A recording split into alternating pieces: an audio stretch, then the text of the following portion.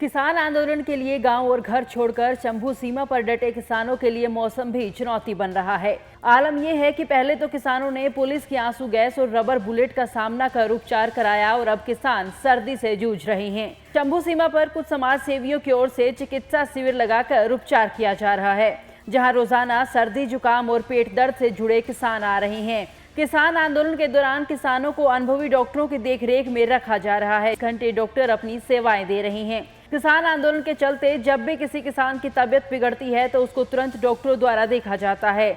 ज्यादा तबीयत बिगड़ने के पश्चात उसे रेफर किया जाता है। अब तक सैकड़ों किसानों का इलाज किया गया है। वहीं ट्रॉलियों में आए सैकड़ों किसानों के पास अपने मोबाइल फोन, लाइट आदि जलाने के लिए कई साधन हैं।